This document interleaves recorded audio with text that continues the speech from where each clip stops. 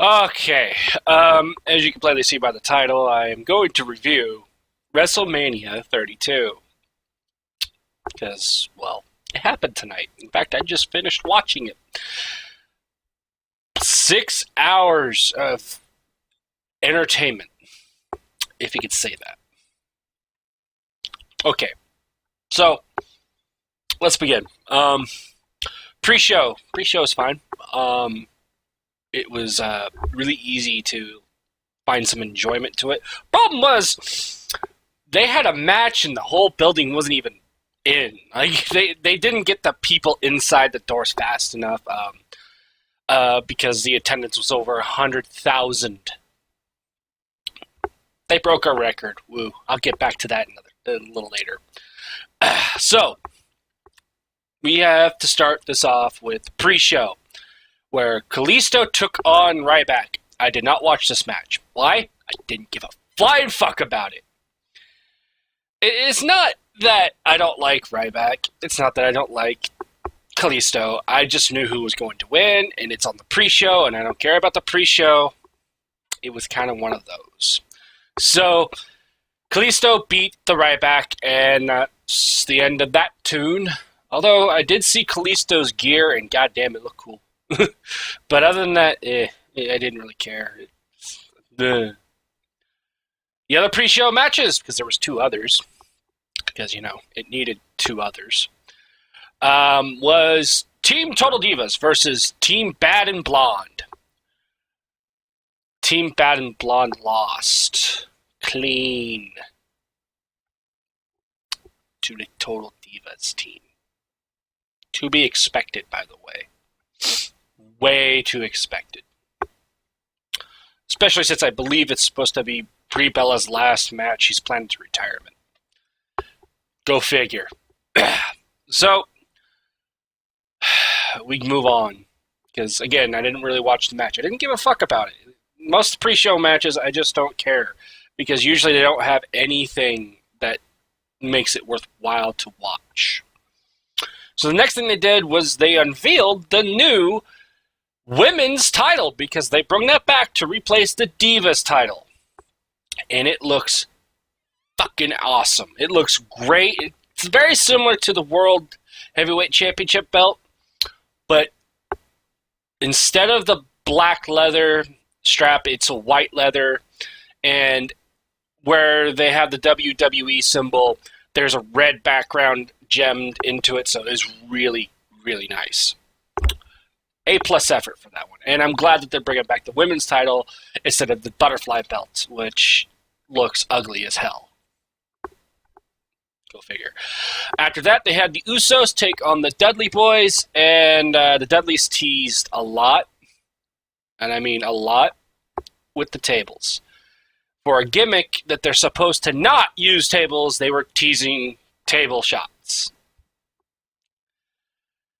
Unfortunately, they lost to the Usos, who then proceeded to do splashes off top rope to the Dudleys on tables. Yay, that's pretty much the end of the pre-show. That was the only match I kind of watched, because I had to get ready to watch the entire main event, which was going to be 5 hours long. 5 hours! I'm not complaining. It was a free WrestleMania. But goddamn, it's 5 hours long. Oh. I was literally bored after about hour 3, I would say. So, let's go on to the main show, WrestleMania. Started out pretty good. We had the Intercontinental Ladder match to start it all off, which, not a bad showing. So if I can remember, because there's a lot of people in this match. You had Stardust, you had Kevin Owens, who was the champ, you had Sami Zayn, you had Zack Ryder, you had Sin Cara, you had The Miz, you had Dolph Ziggler. I'm thinking I'm missing one. Can't think of their name at the moment. Anyway, match was good. It seemed like it was a good setup for Sami Zayn or Kevin Owens to win this match. It seemed like it was the best possible cause. And they didn't go that route, which threw people off. So they teased Sami Zayn about to take down the title and win it. It would be his first WrestleMania. It was his first, pretty much his main debut match in the WWE. And it would be for a title. He would win the Intercontinental title in a ladder match. It would give him some prestige. They didn't go that route. In fact, the tease was he was almost there, and then The Miz took him off there, looked around the ring, everybody's laid out. Kevin Owens is knocked the fuck out. And he's looking around, he's teasing everything, he's like, I'm going to win it. And then someone behind pushes him off the ladder, and it's Zack fucking Ryder who pulls down the championship.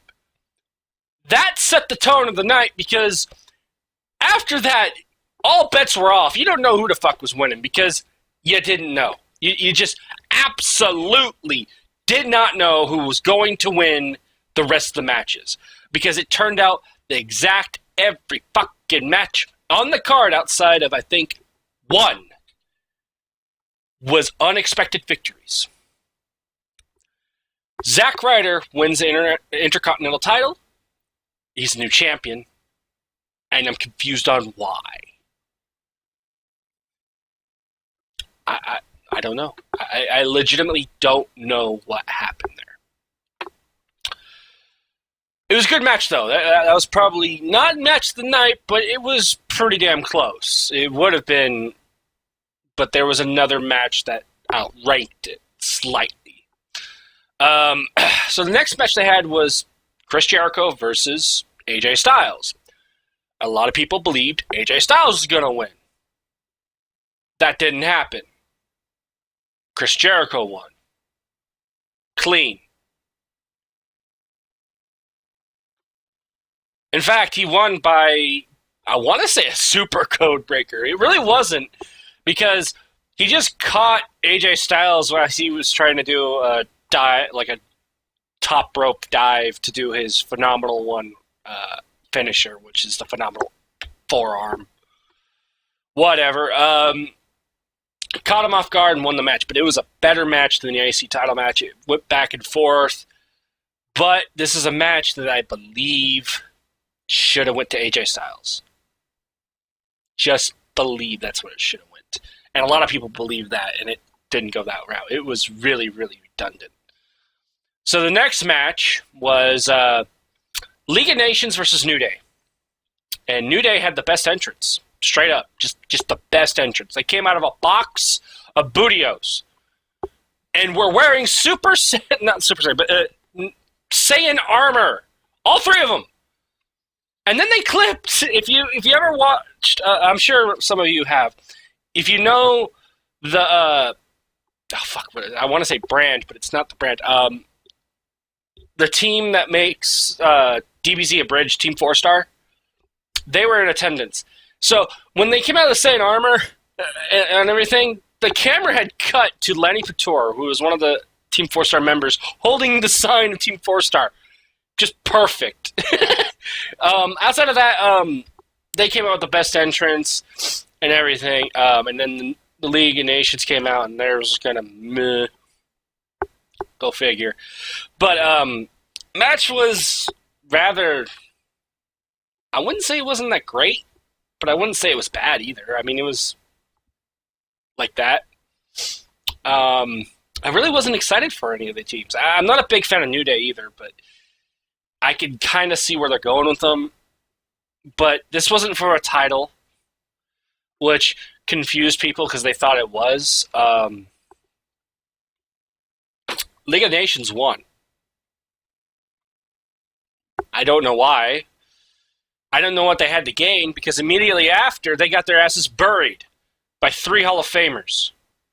Given it was Mick Foley,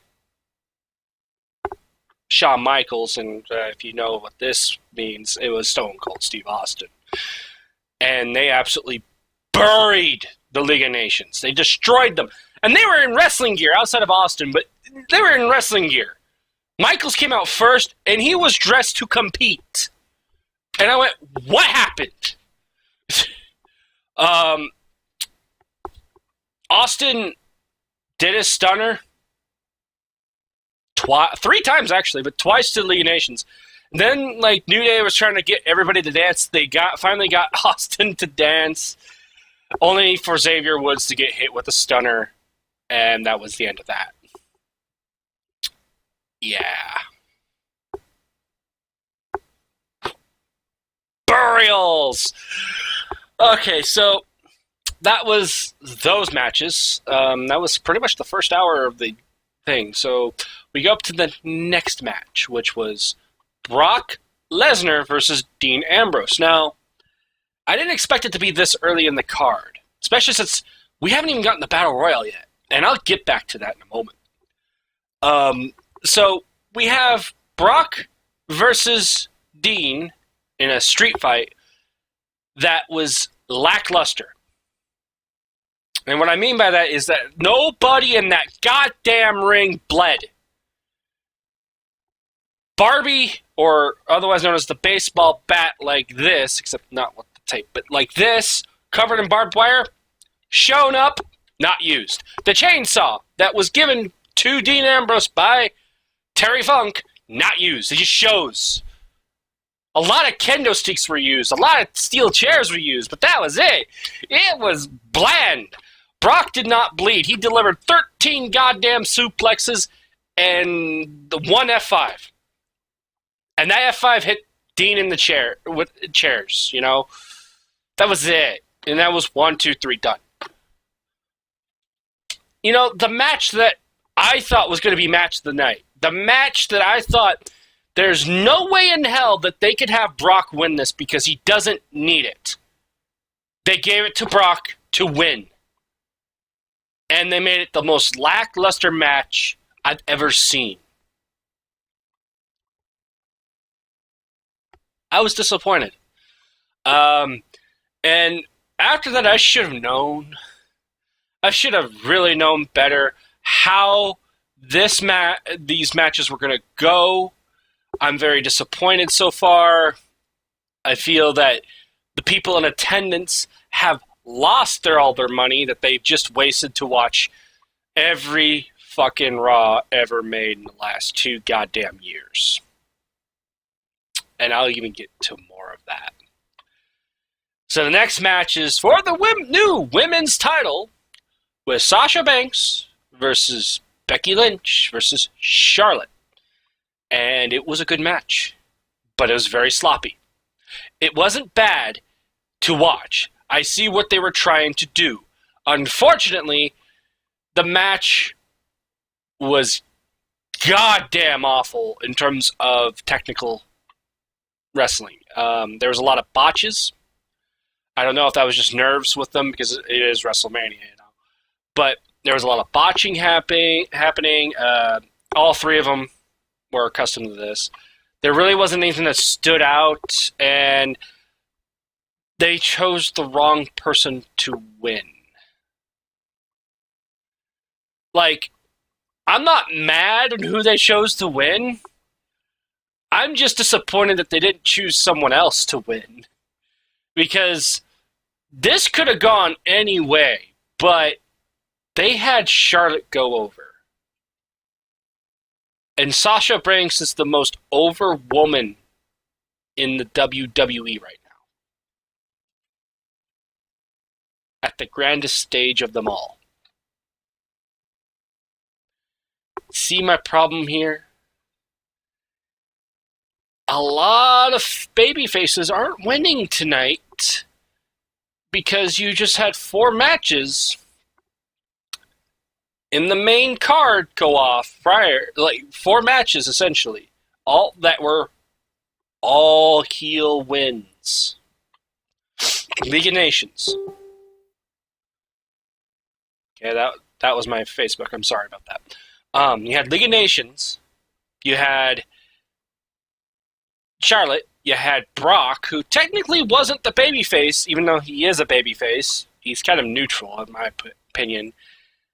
And you had Jericho win. You see, this is a night of heels kind of winning, you know? And 3 of the 4, like I said, Brock's neutral. I mean, you could say he's babyface, but I could consider him heel in this big when he's going against Dean Ambrose, you know?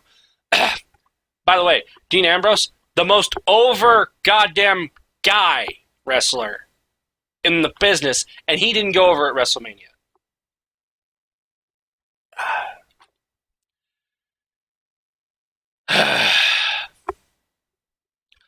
So, you would think after all this, we're going to have the Battle Royale, and the last 2 matches, the last 2 matches of the night would be Shane Undertaker and, of course, the world title match. And no, let's have the Hell in a Cell now, and then we'll have the Battle Royale after.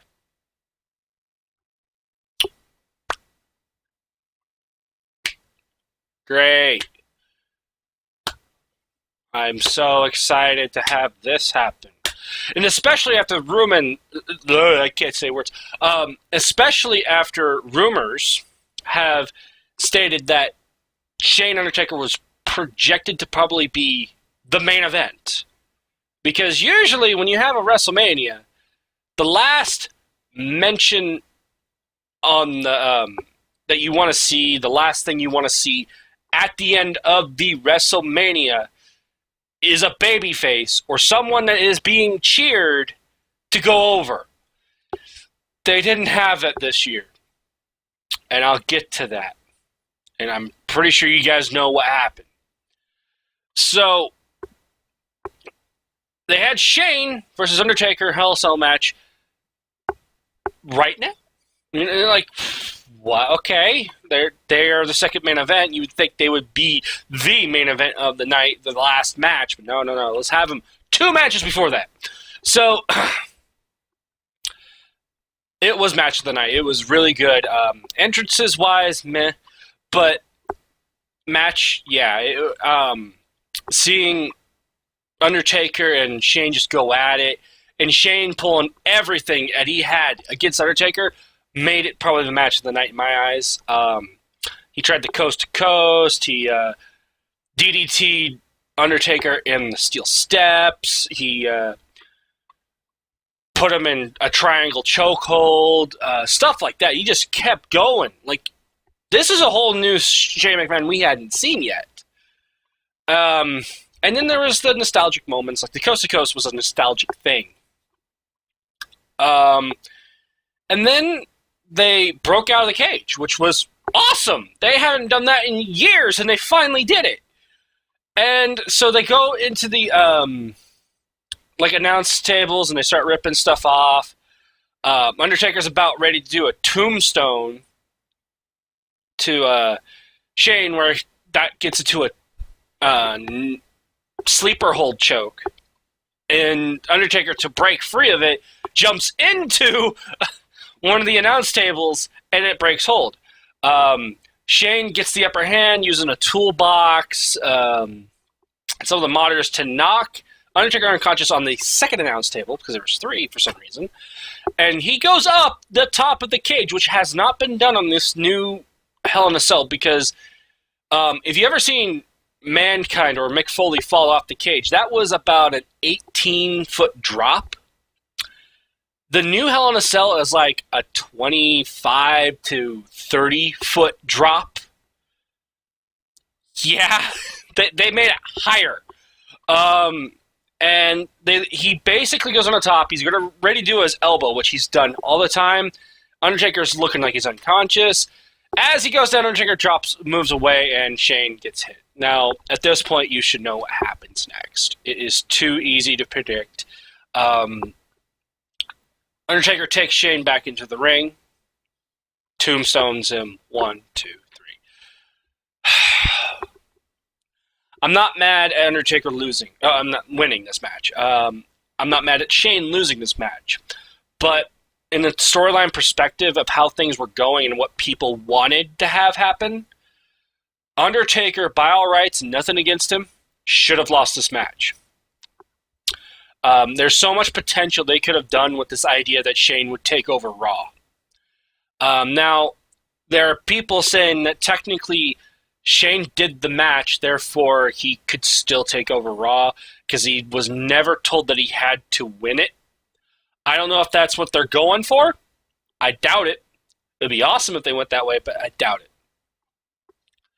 So it wasn't that great of an ending. It was the wrong person to win, in my opinion. But this has been the case for all this night. So I'm not excited, especially for what happens in the next hour and a half of the show. The Battle Royale comes.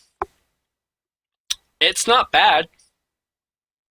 Had some curious choices added into the Battle Royale. One being Tatanka showed up out of nowhere, and he was under the radar. No one even seen him. Like, he just was there. Baron Corbin was there, which awesome, an NXT star. They had DDP, just Diamond Dallas Page just shows up. Okay. And let's see, what else? They had Mark Henry get his own entrance, Big Show got his own entrance, and then suddenly Shaquille O'Neal. What? Shaquille O'Neal, the Shaq, got into this Battle Royale.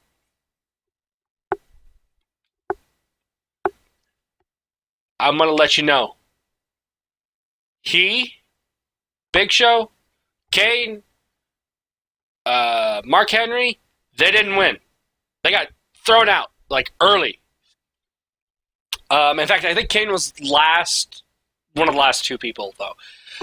And Baron Corbin won, which is the only one they got right. The only match that they got right in terms of who they got over was Baron Corbin. And the reason I say this is because if he's moving to the main roster, now you just gave him credibility.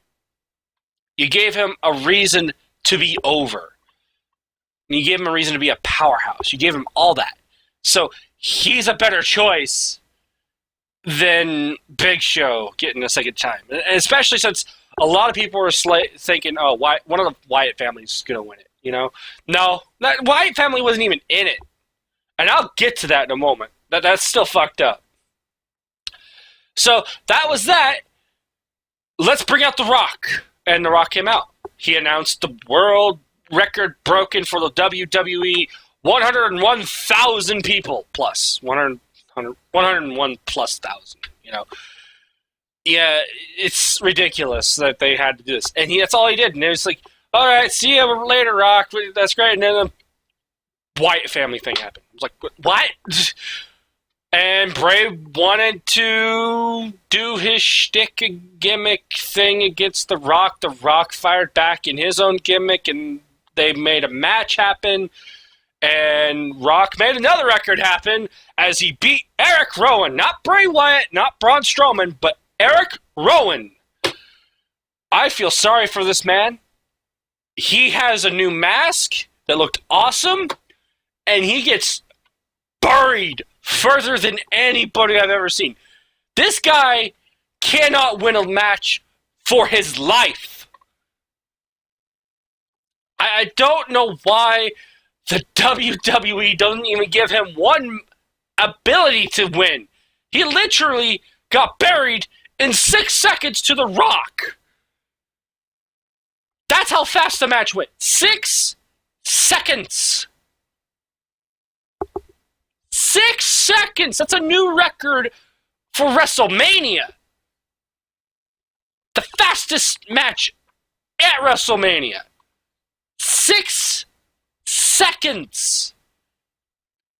I thought Daniel Bryan got buried with 18 seconds, you know? 6!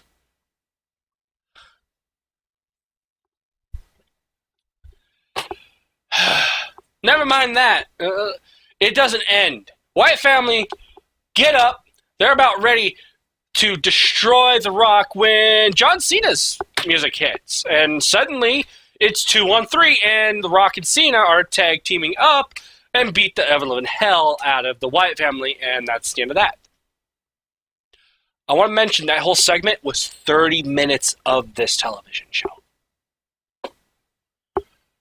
30 minutes for a promo announcing attendance records, for Bray Wyatt and his family without Luke Harper to talk and chat it up with The Rock, and for a 6-second match and then have Cena come out.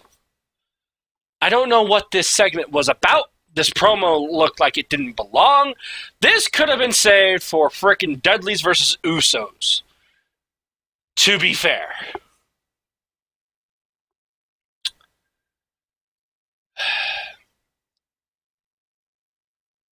So, we get to the final match. A match that no one wanted as the final match of the card. A match that no one really wanted to see who was going to win, because we all knew who was going to win. We knew it. We didn't want it, but we knew it. We knew it for months. And I mean months. We knew this was going to be how it ended. We knew this is what this whole feud was going to go as. And if you know this feud, you've seen it. You see it in writing. You could predict every single thing that was going to happen to it.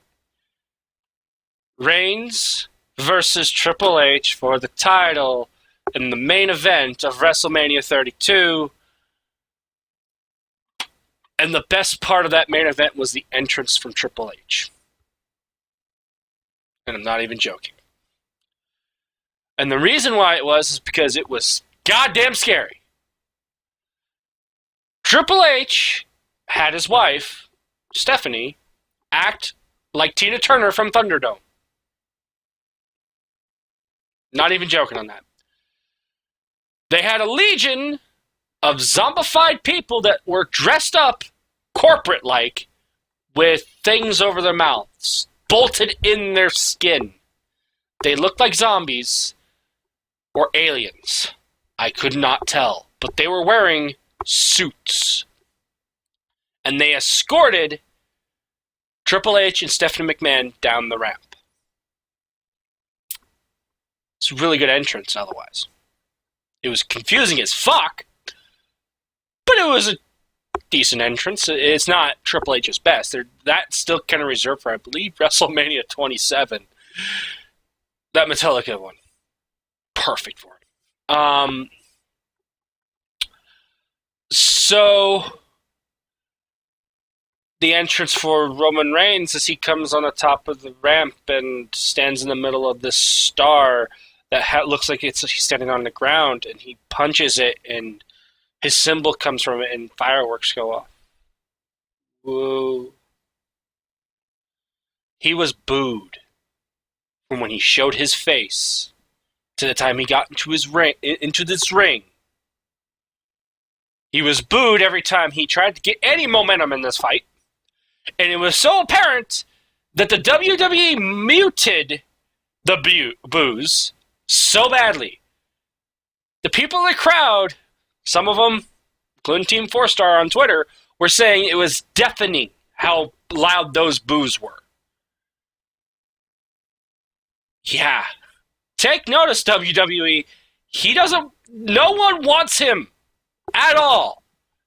You need to refix this guy. He needs to get a new gimmick. Brand new. Like everything. He needs to change. He can't be a face anymore. He's got to be a heel. At this point, it's a heel only option for him. And you got to change everything about him. Because this match wasn't that great. It was boring. It was so boring that the crowd was literally chanting for Nakamura. They were chanting Olay chants for Sami Zayn. They were doing the American Alpha stuff. They were chanting NXT shit. Legitimately. No one gave a fuck about this match. No one cared. The one best spot in this whole fucking match, Stephanie McMahon took a spear. That was it. And still no one cared. Like, they were trying so hard to make Roman Reigns get a cheer, and he couldn't for the life of him. I'm sorry. He wins the match. He hits a spear after 2 Superman punches, 1, 2, 3, and he kind of got slight cheers because the WWE guys must have phoned that shit in. Because after that, they played this music as loud as they possibly could and muted the fucking people in the back. And you could still hear the boos. Like, you literally could hear all the booing.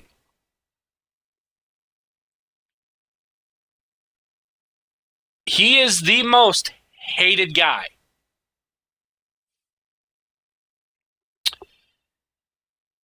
And that's how the show ended. Nothing special happened. Every person that should have won or should have been in those matches weren't victors. One person out of the entire card was the right choice.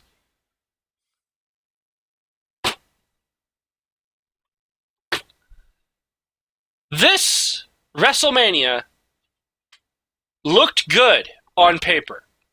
The matches were done very well. They weren't too botchy outside of the women's match, because I want to say Divas, but it's now a women's title. Outside of the women's match, where it did have some sloppy botching happening, it was fine. Like, I mean, every match in the card was relatively decent if you go with the technical standpoint of all of it. But, God, no one wanted Shane to lose. No one wanted Roman to win. No one cared about any of these matches. No one expected Zack Ryder to win. Which, to be fair, I'm not mad that he won. I'm not mad that he lost. If he lost, I'm just saying that was the most unexpected thing of the night. That's why it's probably the second match of the night. The Undertaker Shane kind of overshadows it because of storyline. But again, no one wanted Shane to lose. I don't know. I have no idea what they were thinking. Sasha Banks should have won tonight. If not her, Becky Lynch. No one wanted Charlotte to win. Charlotte wins. You know? No one wanted to see The Rock just put out an attendance number record. They wanted to see a match from him. They got it, but it was like 6 seconds. Ugh. No one wanted to see Reigns get top billing of the night. And yet he got it.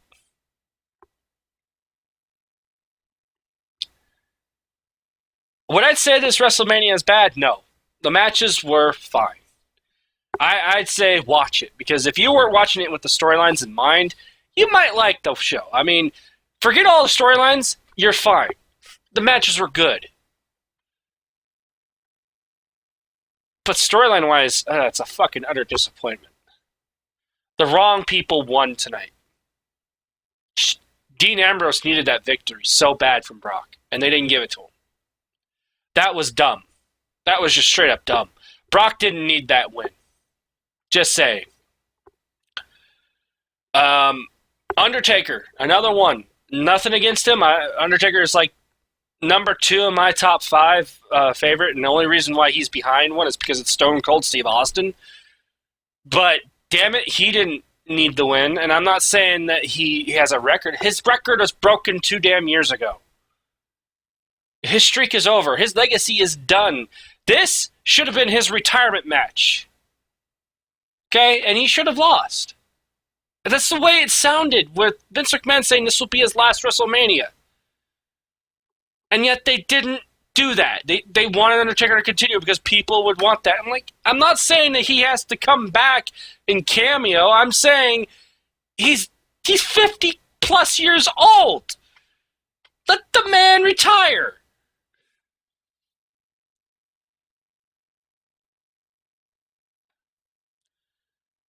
I'm more upset with how it went. Last year's WrestleMania was better.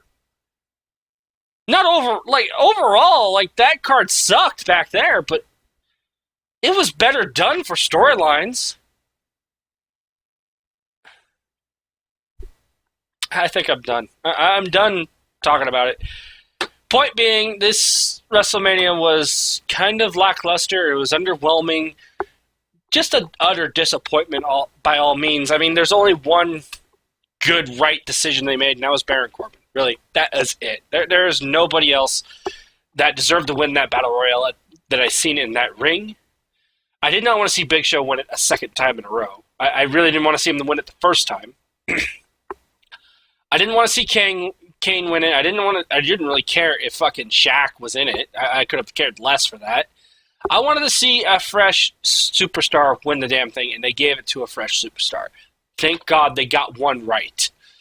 But yeah, the best parts of this match and the ones I like the most: Austin, Shawn Michaels, and Mick Foley, because at least that one made me smile. It's really it. So, anyways, yeah, that's pretty much my review. What do I give it? 5 out of 10. 5 stars. It was average. I can't penalize it for technical aspect of all those matches. They were mostly done very, very well. Very few botches outside of the women's title match. That one had quite a lot of botching in it, which I'm only trying to be fair. But the rest of the matches didn't really have that many, which was really good. And that alone is 5 points, and that's where it's going to be at, because they got the wrong people to win. And just because Baron Corbin won one of those matches and was the only right one does not give it any more points, because it's a battle royale and anything could have gone then. And it could have been anybody. It didn't matter. I always think that the Andre the Giant trophy was kind of just there for, you did good. You earned this trophy. That's all it is. It doesn't give him a title match. It doesn't push them. I mean, Cesaro is a prime example who should have been pushed after winning it and didn't really get a push. And even Big Show won that damn thing last year and didn't get a push that much. So take that for what you will. So yeah, we'll have to turn in tomorrow. I'm not looking forward to seeing Roman Reigns hoisting that title, saying that he's that damn good kind of thing. It's 2 years too late for him, I think. They need to change his gimmick. Badly. And I mean, badly. So anyways, I hope you enjoyed the video. Tune in for other videos whenever I get my Loot Anime Crate, and, well, Loot Gaming should be coming soon as well. They should be coming around the same time. I just haven't gotten shipping information, so I don't know when. So anyways, hope you enjoyed. If you want to see it for yourself, wait for it to come on YouTube. Check Twitter. Check the results on WWE.com. I don't care. Just really bland pay-per-view that it shouldn't have been. Oh well. You win some, you lose some. Anyways, have a good night. It is pretty late for me. I should be heading off to bed soon. So, I will see you all next time. See you later.